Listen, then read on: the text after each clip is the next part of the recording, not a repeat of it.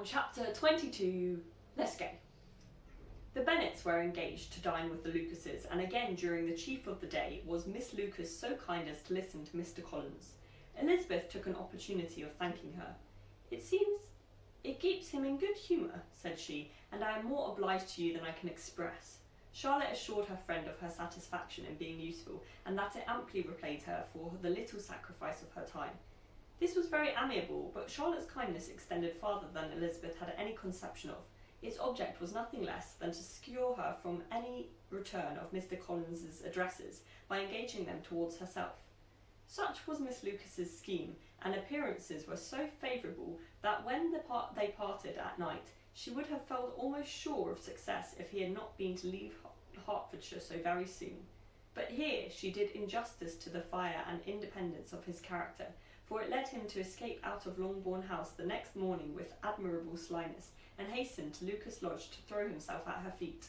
He was anxious to avoid the notice of his cousins, from a conviction that if they saw him depart they could not fail to conjecture his design, and he was not willing to have the attempt known till its success could be known likewise, for though feeling almost secure, and with reason, for Charlotte had been tolerably encouraging, he was comparatively diffident since the adventure of Wednesday.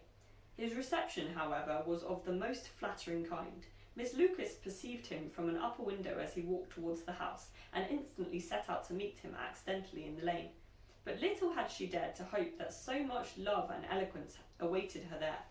In as short a time as Mr. Collins's long speech would allow, everything was settled between them to the satisfaction of both, and as they entered the house he earnestly entreated her to name the day that was to make him the happiest of men, and though such a solicitation must be waived for the present, the lady felt no inclination to trifle with his happiness. The stupidity with which he was favoured by nature must guard his courtship from any charm that could make a woman wish for its continuance, and Miss Lucas, who accepted him solely from the pure and disinterested desire of an establishment, cared not how soon that establishment were gained. Sir William and Lady Lucas were speedily applied to for their consent, and it was bestowed with the most joyful alacrity. Mr. Collins's present circumstances made it a most eligible match for their daughter, to whom they could give little fortune, and his prospects of future wealth were exceedingly fair. Lady Lucas began directly to calculate with more interest than the matter had ever excited before how many years longer Mr. Bennet was likely to live, and Sir William gave it as his decided opinion that whenever Mr. Collins should be in possession of the Longbourn estate, it would be highly expedient that both he and his wife should make their appearance at St. James's. The whole family, in short, were properly overjoyed on the occasion. The younger girls formed hopes of coming out a year or two sooner than they might otherwise have done, and the boys were relieved from their apprehension of Charlotte's dying an old maid. Charlotte herself was tolerably composed. She had gained her point and had time to consider of it. Her reflections were in general satisfactory. Mr. Collins, to be sure, was neither sensible nor agreeable. His society was irksome, and his attachment to her must be imaginary, but still he would be her husband. Without thinking highly either of men or of matrimony, marriage had always been her object. It was the only honourable provision for well-educated young women of small fortune, and however uncertain of giving happiness, must be their pleasantest preservative from want. This preservative she had now obtained, and at the age of 27, without having ever been handsome, she felt all the good luck of it.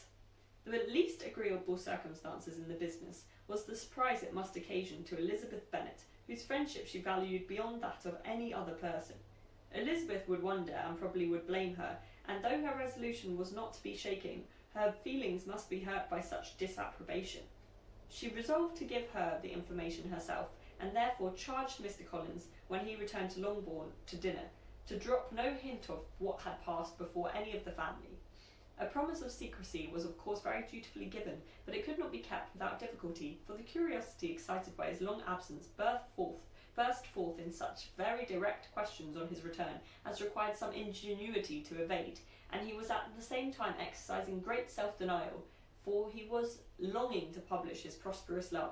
As he was to begin his journey too early on the morrow to see any of the family, the ceremony of leave-taking was performed when the ladies moved for the night, and Mrs. Bennet, with great politeness and cordiality, said how happy they should be to see him at Longbourn again, whenever his other engagements might allow him to visit them. "My dear madame," he replied, "this invitation is particularly gratifying, because it is what I have been hoping to receive, and you may be very certain that I shall avail myself of it as soon as possible."